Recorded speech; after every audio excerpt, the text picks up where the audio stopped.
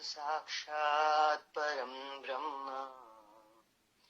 तस्मै श्री गुरुवे नमः।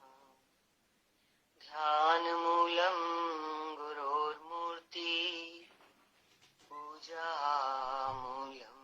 गुरोर्पदम् मन्त्रमूलं गुरोर्वाक्यम्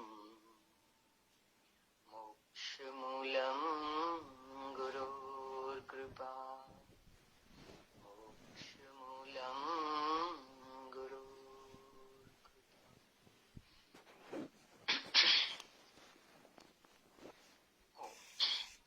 शङ्करं शङ्कराचार्यं केशवं बादरायणम् सूत्रभाष्यकृतो वन्दे भगवन्तो पुनः पुनः। ईश्वरो गुरुरात्मेति मूर्तिभेदविभागिने व्योमवद्व्याप्तदेहाय दक्षिणामूर्तये नमः। श्री दक्षिणामूर्तये नमः।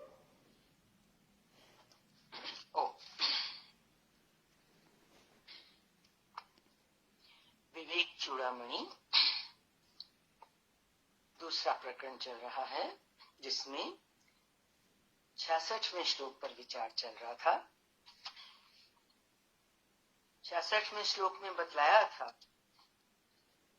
कि जिस प्रकार बिना शत्रुओं का वध किए कोई भी राजा ऐश्वर्य को प्राप्त नहीं कर पाता है, अपने को राजा नहीं कह सकता है जब तक उसके चारों तरफ शत्रु हैं। शत्रुओं पर विजय पाता है तभी सही मायनों में, वास्तविक मायनों में वो राजा कहलाता है। ठीक इसी प्रकार से आध्यात्मिक जीवन में भी शत्रुओं पर विजय पाने की आवश्यकता बतलाई थी। भारत का सारा अध्यात्म कैसा है? सारा विज्ञान जो है वो पुरुषार्थ का विज्ञान है। पुरुषार्थ करने के लिए कहा जाता है। कौन सा पुरुषार्थ? अब तो सभी के लिए आप सभी परिचित हो चुके हैं। पुरुषार्थ क्या है? आसुरी संपत्ति का नाश करना है। यही हमारे शत्रु हैं। तभी हम अपने को क्या कह सकते हैं? मैं ब्रह्म हूं, मैं आत्मा हूं, मैं शुद्ध बुद्ध हूं। अशुद्धता जाएगी तभी शुद्धता आएगी ना। आसुरी संपत्ति पर विजय प्राप्त करके जो दैवी संपद है उसका राज्य होगा, वो राजा है ना। तो आसुरी संपत्ति क्या बतलाई थी? बहुत से दुर्गुण बताए थे। भोग, वासना, कामना, क्रोध, लोभ, मद, मत्सर। मद होता है ना, घमंड को बोलते हैं। मत्सर ईर्ष्या, अनैतिकता, गलत ढंग से जीवन को जीते हैं। हिंसा, छीना झपटी, दूसरों के धन का अपहरण करना, चोरी, निंदा करना, चापलूसी करना, हत्या, राग, द्वेष, घृणा आदि अनेक दुर्गुण इस आत्मा के शत्रु। आत्मा राजा है, पर जब तक ये शत्रु विद्यमान है तब तक वो अपने उस राज सिंहासन पर विराजमान नहीं हो पाती है। मीन्स उसके दर्शन नहीं हो पाते। एक दूरी बनी रहती है इन शत्रुओं की वजह से, कमजोरी बनी रहती है। तो आत्मा को सशक्त करने के लिए, उसके उस राजत्व का एहसास करने के लिए कि मैं आत्मा हूं, मैं राजा हूं सृष्टि का। बोलते हैं ना, मैं सारी सृष्टि का शहंशाह हूं। तो इन सब शत्रुओं पर विजय पानी है, तभी हम कह सकते हैं अहम ब्रह्मास्मि, या मैं आत्मा हूं। इसी क्रम में अगला श्लोक लेंगे, श्लोक नंबर 67। पृथ्वी में गढ़े हुए धन को प्राप्त करने के लिए जैसे पहले किसी विश्वसनीय पुरुष के कथन की जो वो बात बताए कि यहां धन गड़ा हुआ है, उस पर हम विश्वास करें, और फिर उस पृथ्वी को खोदने की, कंकड़ पत्थर हटाने की। और जब कंकड़ पत्थर हटा के जो नीचे दबा हुआ धन है, जब वो प्राप्त दिखाई दे, तो उसको स्वीकार करने की, उसको प्राप्त करने की आवश्यकता होती है। खाली बातें करने से, कोरी बातों से वो गढ़ा हुआ छुपा हुआ धन बाहर नहीं निकलता। उसी प्रकार समस्त माया का जो ये प्रपंच है, इससे जो शून्य निर्मल आत्म तत्व है, उसको भी हमें निकालना है। वो हमारे भीतर है पर दब गया है। कैसे निकलेगा? गुरु के उपदेश, पहले गुरु के उपदेश का श्रवण करेंगे, फिर उसका मनन करेंगे, और तीसरा स्टेप क्या हमेशा बताया जाता है? निधिध्यासन। फिर उसको आचरण में लाने का भरसक प्रयत्न भी करेंगे, रुचि रखेंगे उसमें, ज्ञान में प्रेम रखेंगे तो मनन भी होगा और आचरण में भी जरूर ढलेगा। खाली बातें करने से ये रास्ता तय नहीं होता। जिस मार्ग पर हमने कदम रखा है, उसके लिए क्या करना है? हम धनवान, हम पूरी सृष्टि के, चराचर सृष्टि के मालिक हैं। बड़े में बड़े हम राजा हैं, क्योंकि वो आत्म तत्व हमारे भीतर है। पर जिस प्रकार पृथ्वी में गड़ा हुआ धन हमारे काम का नहीं है, कोई हमें बताए यहाँ धन गड़ा है, फिर हम उसे खो दें, फिर उसको स्वीकार भी करें। खोद दिया, वहीं पड़ा है, तो भी क्या? स्वीकार करें, आचरण में लाएं। श्रवण मनन के बाद जब उस धन को, आत्म धन को हम आचरण में भी लाएं। आत्म धन क्या है? अभी बताया, दैवी संपद। जैसे जैसे वो हमारे सद्गुण उभर के आएंगे, फिर हम देखेंगे कि हमारा जीवन उनके अनुसार चल रहा है। तो कैसा महसूस होता है? मेरे जैसा धनवान कोई नहीं। क्यों? कौन सा बड़ा में बड़ा धन है? शांति, अंदर का ठहराव। जीवन में जो ये हलचल है, जो अशांति है, यही तो हमें गड्ढे में ले जाती है।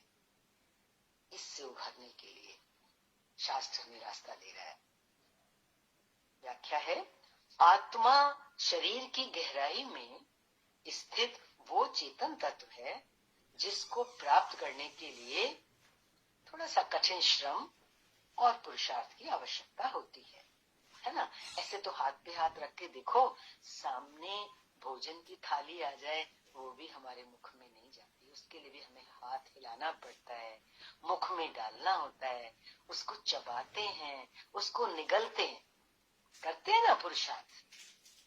व्यवहारिक जीवन में भी देखो, कोई भी चीज बिना पुरुषार्थ के तो नहीं मिलती। तो ये आत्म तत्व, इसके लिए भी पुरुषार्थ की आवश्यकता जरूर है।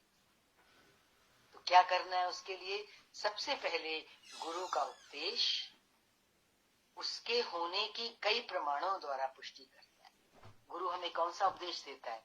क्योंकि हमें तो आत्मा का परिचय है नहीं, कोई जानकारी नहीं है कि आत्मा है भी यहाँ पे। तो उस आत्मा के होने को प्रमाणित कौन करता है? गुरु अपने उपदेश से करता है। बार बार युक्तियों से, दृष्टांतों से वो हमें बताता है कि तू खाली ये देह नहीं है जो दिख रहा है, इसमें छुपी हुई एक ज्वलंत रोशनी है, प्रकाश है, दीप्यमान प्रकाश। जैसे सूर्य चमक रहा है ना आकाश में, ऐसे तेरे भीतर भी प्रकाश ही प्रकाश है। तो हमारे उस सच्चे स्वरूप का परिचय देता है गुरु हमारे को। फिर जब हम उसको सुनते हैं, बार बार सुनते हैं, तो शिष्य क्या करता है? स्वयं उसका चिंतन करता है, मनन करता है। चिंतन मनन करके जो मक्खन निकलता है, जो बात उसको समझ आ जाती है कि नहीं, ये तो सच है बात बिल्कुल, और मेरे लिए बहुत जरूरी भी है। क्योंकि मनमुख होके जो मैं चल रहा था जी अनंत जन्मों से, तो दुखी दुख झूले में, कभी ऊपर कभी नीचे, जैसे डूबता हुआ इंसान समुद्र में, नदी में कैसे होता है, कभी गहरे में चला जाता है, कभी ऊपर आता है, तो हाथ उठाता है मुझे कोई बचाए। ऐसी तो हालत इस जीव की है, मनमुख जीवन जीने से। मनमुख जीवन जीने का यही परिणाम है, गोते खाते हैं हम भवसागर में। आज गुरु के उपदेश से हम तर सकते हैं। तो कैसे? स्टेप्स हैं। गुरु अपना उपदेश दे रहे हैं, फिर हमें क्या करना है? कुछ दायित्व तो हमारा भी तो है। सबसे पहला दायित्व है जो सुने उसको मनन जरूर करें, और फिर जीवन में वैसी परिस्थितियां आएंगी जिसमें उस ज्ञान को इम्प्लीमेंट करना होगा, उस ज्ञान को लगाना होगा। थोड़ी बातों से थोड़ा ना कुछ होता है। किसी गुरु कहता है क्रोध नरक का द्वार है। अब दिन में कितनी बार क्रोध आता है? ज्ञान सुन रहे हैं तो बाहर से तो कंट्रोल कर लेते हैं, पर भीतर तो रहता है क्रोध। ये पुरुषार्थ। जजमेंट करते चलेंगे हम अपनी कि अभी भी मेरे अंदर क्या और कहां तक बचा है। चिंतन करने से, मनन करने से फिर तर्क के वो तथ्य आते हैं जिनकी हमें जीवन में आवश्यकता होती है। तो निधिध्यासन स्वयं ही हो जाता है। क्रोध आएगा, हम विचार करेंगे किस बात पर क्रोध आया, क्या इतनी जरूरत थी क्रोध की, या सामने वाले की मानो कोई गलती भी है तो ठीक है, उससे गलती हो गई, उसको प्यार से बता देंगे, या उसको क्षमा कर सकते हैं तो जरूर क्षमा भी करेंगे। सबसे बड़ा गुण क्या बताया? क्षमा। ईश्वरीय गुण है। To forgive is divine, to err is human. गलती करना तो मनुष्य का है ना काम। हर मनुष्य गलती करेगा, सभी करते हैं, हम और आप सभी करते हैं। लेकिन जब क्षमाशीलता आ जाती है तो समझो हम उस ईश्वर पद की ओर बढ़ रहे हैं। आहिस्ता आहिस्ता सब होता है। निधिध्यासन करना पड़ता है, तब कहीं उसकी उपलब्धि होती है। किसकी उपलब्धि? उस आत्मधन की जो हमारे ही भीतर गढ़ा हुआ है।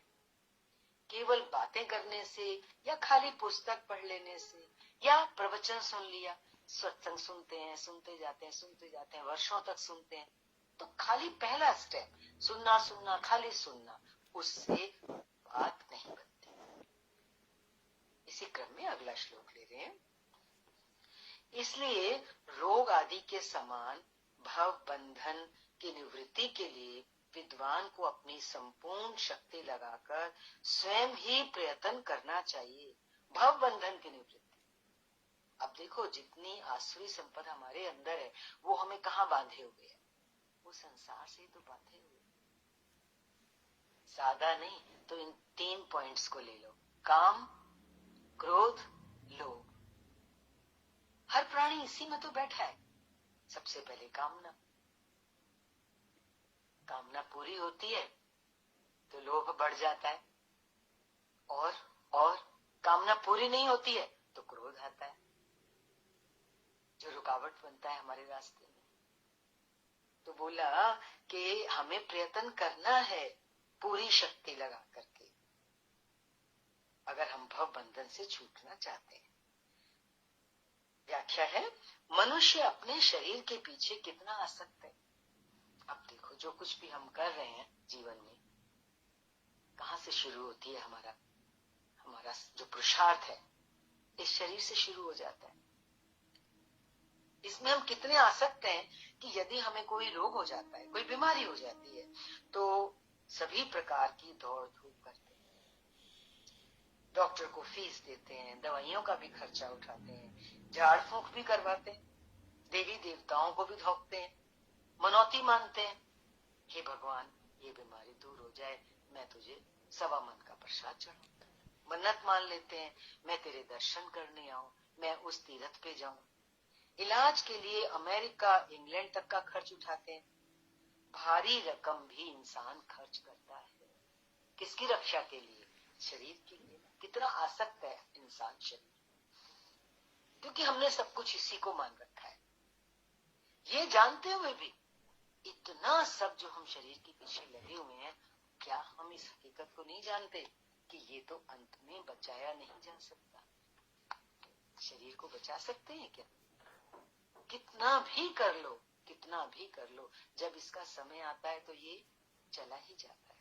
इसी प्रकार की संपूर्ण शक्ति लगाकर यदि कोई आत्मज्ञान का प्रयत्न करे तो निश्चित ही उसको अमृतत्व की प्राप्ति हो सकती है। बताना क्या चाह रहे हैं? जगा रहे हैं, बहुत बता लिया, अब हमें जागना है। क्या जागना है? इस शरीर के पीछे हम कितना लगे हुए हैं। देखो, दिन निकलता है, रात पड़ती है, जिंदगी पूरी निकल जाती है, हम किस में आ सकते हैं? किसके पीछे दौड़ रहे हैं? शरीर के पीछे, शरीर वालों के पीछे। और वो क्या कह रहे हैं कि उतनी शक्ति लगाकर अगर हम अपनी पूरी शक्ति लगाएं तो इस आत्म तत्व को भी प्राप्त कर सकते हैं। और ये आत्म तत्व कैसा है? ये अमृत तत्व है। ये वो तत्व है जो अमर है, जो हमसे कभी छूटेगा नहीं।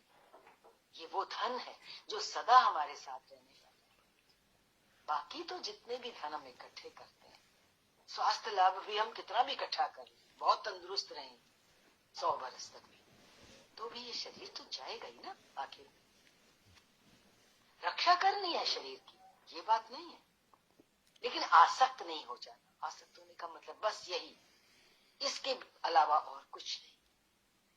ये जानकारी हमें कहां से मिल रही है? गुरु से मिल रही है कि ये धन तो आने और जाने वाला है। बीच में जितनी इसकी जरूरत है उतनी रक्षा करो, संभाल करो, लेकिन जो अमृतत्व है वो ना छूट जाए इसको संभालते संभालते। ये तो इतना तो हम जागेंगे, क्योंकि हम सोए पड़े हैं उस तरफ से। परंतु अफसोस की बात तो ये है कि मृत्यु से बचने का जितना उपाय इंसान करता है उतना अमृत की प्राप्ति का नहीं करता। देखो, मनुष्य जन्म मिला है ना, अगर एक बार उस अमृत की प्राप्ति का हम पुरुषार्थ कर लें तो ये जो बार बार जन्म मरण हमें मिल रहा है वो सुख रुक जाएंगे। भले शरीर में भी आएंगे तो भी किस धन के साथ आएंगे? अमृतत्व के साथ आएंगे, उस फलक के साथ आएंगे कि मैं ये देह नहीं हूं, मैं आत्मा हूं। देह में विचरण करेंगे, देह में बैठ के सेवा भी करेंगे, सब कुछ होगा, लेकिन अंदर में क्या फलक होगी? कितना गौरव होगा अपने ऊपर, कितना सुख और चैन होगा उस जीवन में, उस शरीर में रहते हुए।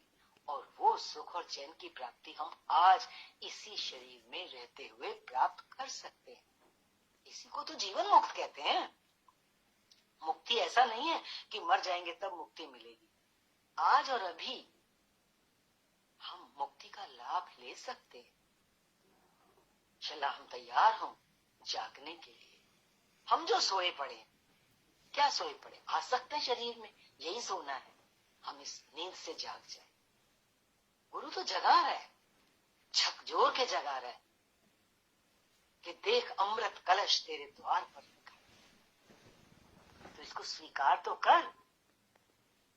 धन खोदा सामने निकल आया, दिखाई दिया, उसको उठाना तो है ना हाथ में कि ये मैंने परिश्रम से खोदा, ये मेरा है, मैं ले लूं। उसको लिया। आज गुरु भी तो ये अमृतत्व, ये अमृत धन हमको दे रहे हैं, हम इसको स्वीकार करें। स्वीकार करने से क्या तात्पर्य है? चिंतन करें, चिंतन करके उसका रूप हो जाए।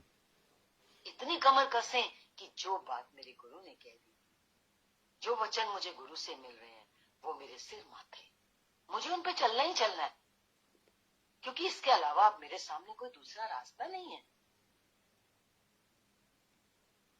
ये जन्म, विवेक चूड़ामणि जब शुरू हुई थी तो आपको याद होगा क्या बताया था? मनुष्य जन्म दुर्लभ है, दुर्लभ बताया है इसको। ये एक चीज जो हमें दुर्लभ मिली है, जो बड़ी कठिनाई से मिलती है, कितने जन्मों के बाद मिलती है। हम संभल जाएं, दुर्लभ तोहफा हाथ में हो और हम उसका लाभ ना उठा पाए और चले गए ऐसे इसको छोड़ के, कितना अफसोस होगा जाने के टाइम। नहीं, अपने आप को उस अफसोस से बचाना है। उस घड़ी के आने से पहले पहले मुझे ये निश्चय हो जाए कि काम जो मुझे करने में आया था वो मैंने कर लिया। इसी क्रम में देख रहे हैं अगला श्लोक। तूने आज जो प्रश्न किया है, शिष्य ने प्रश्न किया था गुरु से। शास्त्रज्ञ जन उसको बहुत श्रेष्ठ मानते हैं। वो प्रायः संक्षिप्त रूप में, सूत्र रूप है, सूत्र रूप में है, तो भी गंभीर अर्थ युक्त और मुमुक्षुओं के जानने योग्य है। शिष्य ने बहुत थोड़े में, सूत्र रूप में थोड़े में अपने प्रश्न रखे थे, लेकिन उनका बहुत महत्व है, क्योंकि मुमुक्षुओं के लिए वो बहुत ही जरूरी है और वो प्रश्न जो है वो बहुत महत्व रखते हैं। शिष्य प्रश्न करता है, तभी गुरु उसको ज्ञान वास्तविक मायनों में तभी दे पाता है। बछड़ा गाय से दूध निकालता है, गाय तो खड़ी है, दूध कब झरता है? जब बछड़ा मुख लगाता है। ठीक इसी तरह से शिष्य की जिज्ञासा के फलस्वरूप गुरु के अंदर से अमृत उड़कता है। शिष्य के कुछ प्रश्न थे, उनको एक बार दोबारा देख लीजिए। सूत्र रूप में है पर बहुत महत्व है इनका, जो भी ध्यान रहे कि ये क्या प्रश्न है अपने जहन में रखिएगा। शिष्य ने पूछा था, बंधन क्या है ना? संसार में हम बंधन महसूस करते हैं, नहीं? शरीर से भी बंधन महसूस करते हैं। ये कैसे हुआ? संसार में आ गए, अब जिन जिन चीजों से भी बंधेला महसूस करते हैं, ये बंधन हो कैसे गया? इसकी स्थिति कैसे है? और जिस जिस जीव को बंधन महसूस होने लगता है, वही तो कहता है कि मैं इससे छूटूंगा कैसे, इससे मोक्ष कैसे मिल सकता है। छूटने की भी लालसा हर किसी के अंदर नहीं होती है। बंधन तो सब महसूस करते हैं, मैं इस चीज से बंधेला, उस चीज से बंधेला, सुबह से शाम तक कोल्हू के बैल की तरह जब घूम रहे हैं, बंधन ही तो है।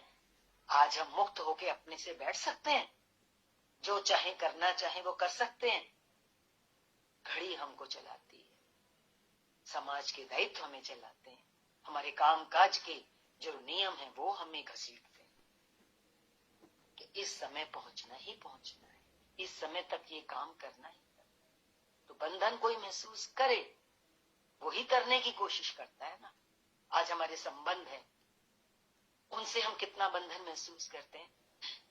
बेटा है, बेटी है, घर है, ये सब क्या है? इनसे छूटना कौन चाहता है?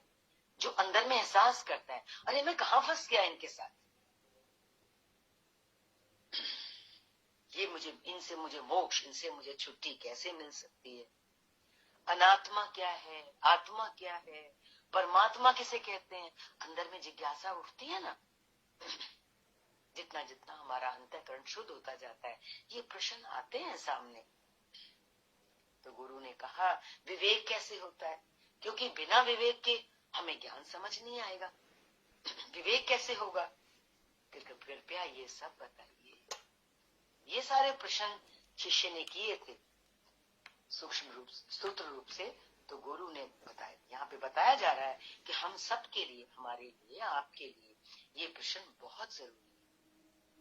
इनका बहुत महत्व है किसी मुमुक्षु के लिए जो मोक्ष चाहता हो।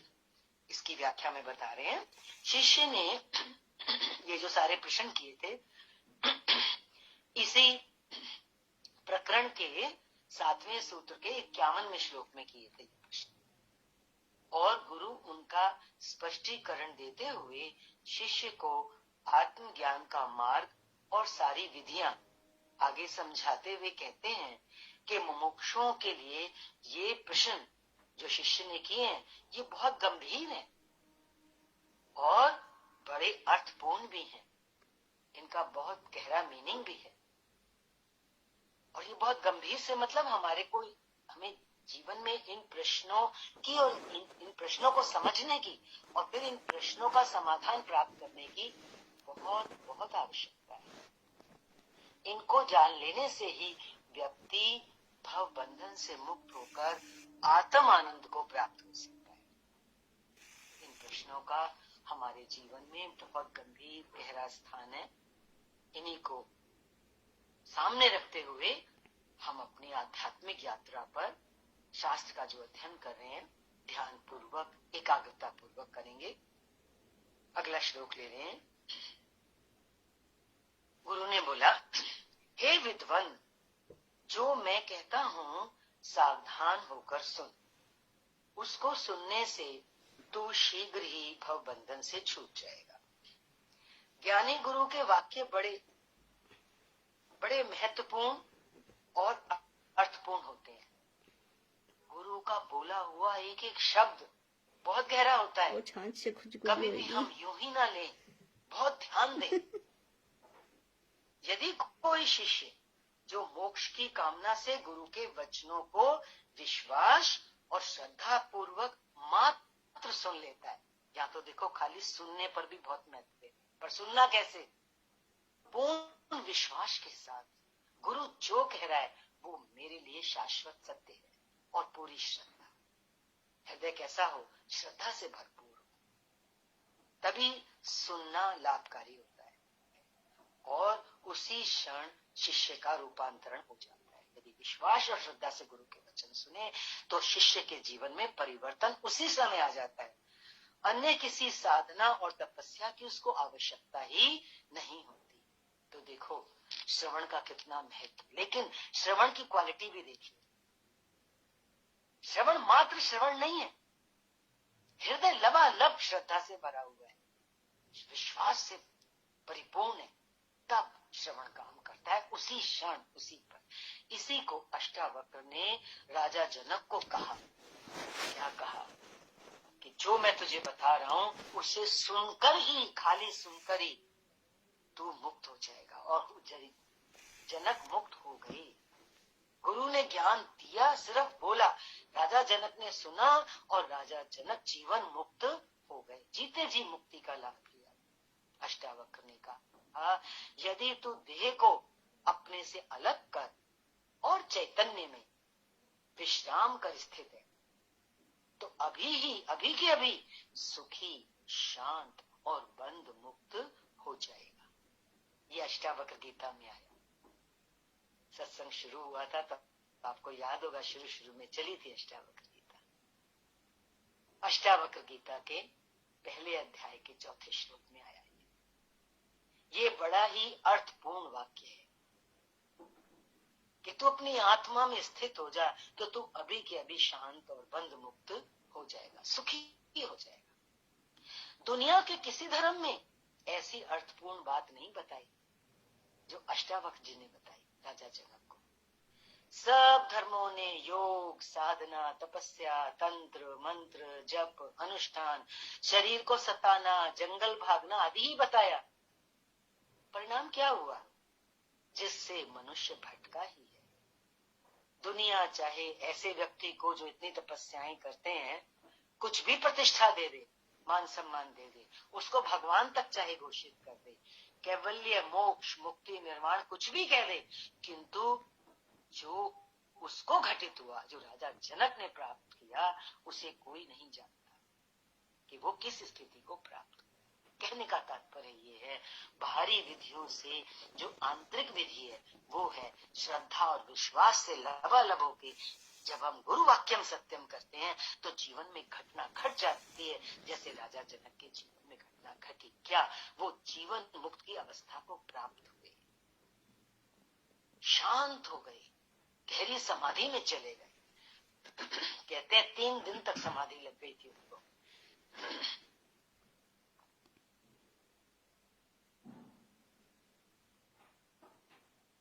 जिसे ब्रह्म और आत्मा तथा संपूर्ण सृष्टि की एकता का ज्ञान नहीं हुआ वो निश्चित ही भटका हुआ है। तू और नहीं, मैं और नहीं, मैं भी आत्मा, तू भी आत्मा, और सारी सृष्टि किस पे टिकी हुई है? आत्मा पर ही टिकी हुई है। जब तक ये ज्ञान नहीं हुआ, ये निश्चय नहीं हुआ, तब तक भटका हुआ ये इंसान ज्ञानी नहीं है। अगला श्लोक देख रहे हैं। मोक्ष का प्रथम हेतु अनित्य वस्तुओं में अत्यंत वैराग का होना कहा है। अनित्य वस्तुओं में, और अनित्य तो जो कुछ भी हम देख रहे हैं चारों तरफ सब अनित्य। अनित्य मीन्स टेम्परेरी, अभी है अभी नहीं है, उनमें वैराग्य का होना, यही तो जरूरी में जरूरी चीज है कि अंदर में वैराग्य हो। कह रहे ये भी हुआ तो क्या हुआ, ये भी पा लिया तो क्या हुआ, ठीक है, जीवन में चलते तो चलेंगे आगे, पर अंदर ही अंदर अपनी स्थिति को बनाइए। ये अंदर की स्थिति है वैराग्य। वैराग्य कोई बाहर की चीज नहीं है कि जिस चीज में हम बैठे हैं, जिस चीज में हम चल रहे हैं उसको हम फेंक देंगे। अंदर ही अंदर उसका चिंतन चलेगा, निश्चय होगा और एक स्थिति बनेगी वैराग्य की। उसके बाद वैराग्य का होना बहुत जरूरी बताया, मोक्ष की पहली जरूरत, और उसके बाद बताया शम, मन का संयम, दम, इंद्रियों का दमन, इंद्रियों पर नियंत्रण, तितिक्षा, सहनशीलता। कुछ भी बन के आए, कैसा भी व्यक्ति सामने आए, कैसी भी परिस्थिति सामने आए, कुछ भी हो, उसमें हम तितिक्षा पूर्ण चले, सही। भगवान ने बोला ना, धीरज, महाधीरज, पहाड़ जितना धीरज। तितिक्षा और संपूर्ण आसक्ति युक्त कर्मों का सर्वथा त्याग। कौन से कर्मों का त्याग करना है? इतना कर्मयोग सुना, आसक्ति युक्त कर्मों का। हमारी आसक्ति ना, कर्म तो हम करेंगे, शरीर मिला है, एक पल भी कर्म के बिना तो नहीं रहेंगे, लेकिन वो कर्म कैसे होगा? आसक्ति से रहित होगा, आसक्ति युक्त कर्मों का त्याग होगा, सर्वथा त्याग। और उसके बाद वो साधक श्रवण, मनन और चिरकाल तक नित्य निरंतर आत्म तत्व का ध्यान करे। ये जरूरी बात है ना। कर्म करते चलेंगे, लेकिन आजीवन हमको क्या करना है? चिरकाल तक श्रवण करना है, मनन करना है, और उस मनन का किए हुए आत्म तत्व का ध्यान करना है, उसमें अपनी स्थिति बनानी है।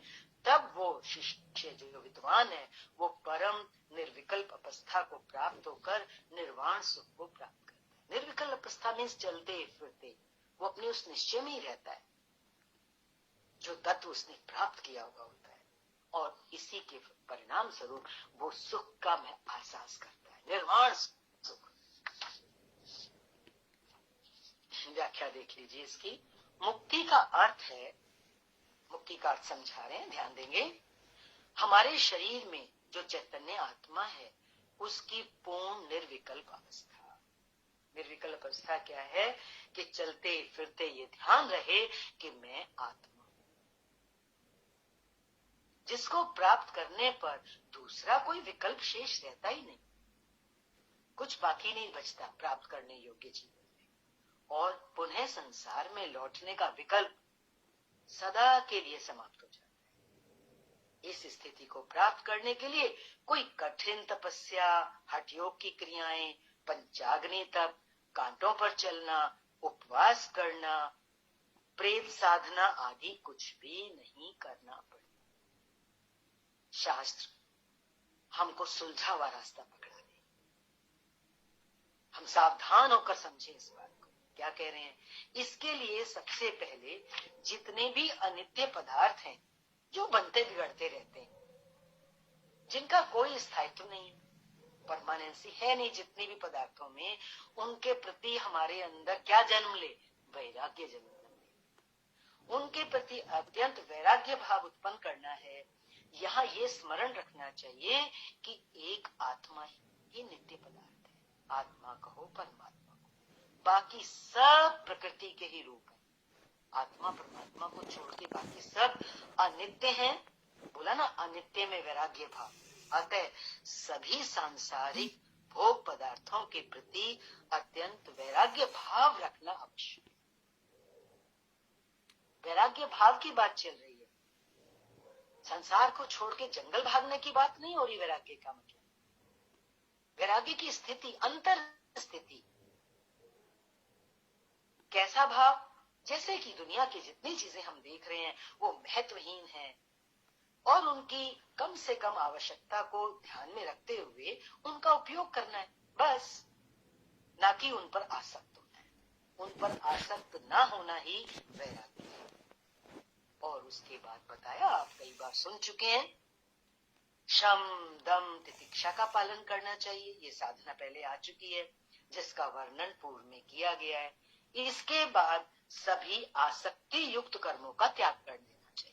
कर्म योग पर आपके पास अभी पिछले 2 हफ्तों में बहुत खुलासा करके भेजा गया है, उसमें समझें कि आसक्ति युक्त कर्मों का त्याग कैसे कर सकते हैं।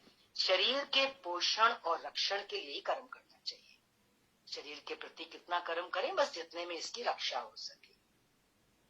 किसी भी कर्म में आसक्ति नहीं होनी चाहिए। कोई भी कर्म बंधन का कारण नहीं है, बल्कि कर्मों के प्रति आसक्ति का होना ही बंधन का कारण। कर्म बंधन का कारण नहीं बता रहे, आसक्ति को बंधन का कारण बता रहे। तो समझना है, अपनी समझ को खोलना है कि मैं किस प्रकार आसक्ति रहित होकर विचरण संसार में कर सकता हूं, कर्म भी हो और आसक्ति से रहित होकर हो। अतः आसक्ति रहित कर्म करना मुक्ति में बाधा नहीं है। इनके बाद जो साधक मुनि है, मनन करने वाला जो साधक है, वो नित्य निरंतर आत्म तत्व का ही श्रवण करे, मनन करे और ध्यान करे। क्या करे? कि मैं शरीर, इंद्रियां, मन, बुद्धि आदि नहीं हूँ, बल्कि वही एक परम आत्म चेतन आत्मा हूँ। जो चेतन आत्मा कैसी है? नित्य और अविनाशी है। इसी क्रिया के निरंतर करते रहने से, ये क्रिया निरंतर करनी है। मैं नित्य चेतन आत्मा हूँ, मैं नित्य चेतन आत्मा हूँ, मैं परम आत्मा हूँ, परम चेतन हूँ। यही क्रिया निरंतर करते रहने से साधक परम निर्वाण सुख को प्राप्त होता है। इसको उन्होंने निर्विकल्प अवस्था बताई। तो ऊपर आया था निर्विकल्प अवस्था कैसी होती है? निरंतर चिंतन करते रहना कि मैं चेतन आत्मा। इस प्रकरण, इस दूसरे प्रकरण का आखिरी श्लोक है, अगला श्लोक। जो आत्म अनात्म विवेक अब तुझे जानना चाहिए। आत्म अनात्म की अभी बात चली ना, वो जो तुझे जानना चाहिए वो मैं तुझे समझाता हूँ। तू उसे भली भांति सुनकर अपने चित्त में स्थिर कर। व्याख्या है इस श्लोक की। मुक्ति के लिए आत्म तत्व क्या है और अनात्म तत्व क्या है, इसका जानना आवश्यक है, तथा कोई साधक अनात्म तत्व से वैराग्य करके एवं आसक्ति का त्याग करके मुक्त अवस्था को प्राप्त हो सकता है। जब तक, ध्यान देना है, जब तक अनात्म तत्वों से आसक्ति का त्याग नहीं किया जाता है, तब तक आत्म तत्व की उपलब्धि असंभव है। और आत्म तत्व की उपलब्धि के बिना मुक्ति नहीं हो सकती। क्या बताया? जब तक अनात्म तत्वों से आसक्ति का त्याग नहीं किया जाता, तब तक आत्म तत्व की उपलब्धि नहीं है। और जब तक आत्म तत्व की उपलब्धि नहीं है तो उसके बिना मुक्ति नहीं हो सकती। इस धारणा को चित्त में स्थिर करना ही, आज इस धारणा को ग्रहण कर लीजिए। इस धारणा को चित्त में स्थिर करना ही एकमात्र साधना है। यहाँ बड़ी साधना नहीं बता रहे गुरुदेव। जिसने इस साधना को पूर्ण कर लिया, उसके लिए अन्य किसी साधना की, तपस्या की या किसी कर्म कांड की आवश्यकता नहीं रह जाती। सुलझा हुआ रास्ता है। गुरु इसी आत्म एवं अनात्म विवेक को आगे समझाते हैं। तीसरा प्रकरण आरंभ होगा अगली बार, उसमें आत्म और अनात्म तत्व की व्याख्या चलेगी। उसके विवेक के बारे में गुरु बताएंगे। हरि ओम। शांति शांति शांति।